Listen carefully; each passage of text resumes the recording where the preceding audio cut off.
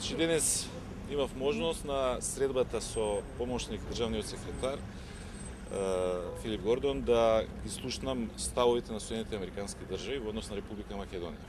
Значи, Вашингтон е силно заинтересиран за одржување на политичката и безбедносната стабилност на Република Македонија и за успешно интегрирање на нашата земја во НАТО алијансата и отпочнување на пристапните преговори со Европската унија. Во тој контекст, Соединените Американски држави сметаат дека е крајно време да се надмине пречката, односно спорот со Грција по името на нашата земја и на тој начин да се деблокираат евроатлантските интеграции на Република Македонија.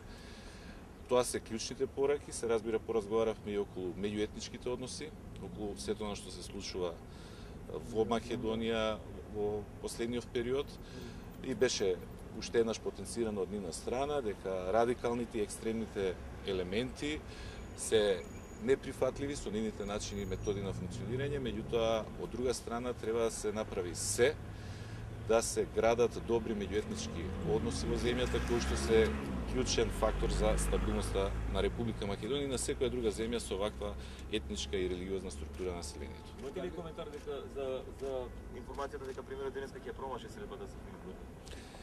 Ја има информација дека нема да ја промаши. И покрај тоа што не успе да се врати од Мароко, пред малку слушнав дека господинот Гордон од тука од Скопје заминува за Загреб и дека таму ќе се сретнат со премиерот.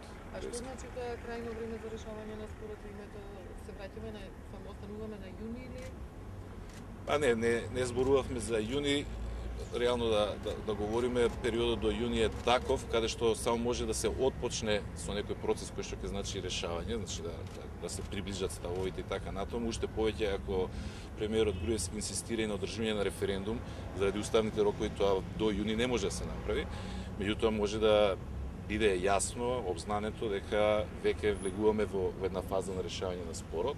Ја претпоставувам дека од аспект на Соединените Американски држави, следната одредница, која што за нив може би е и побитна, тоа е самитот на НАТО алијансата во октомври, односно почетокот на ноември во Португалија. И дека до тогаш треба процесот и да заврши, што значи треба да почне деновември.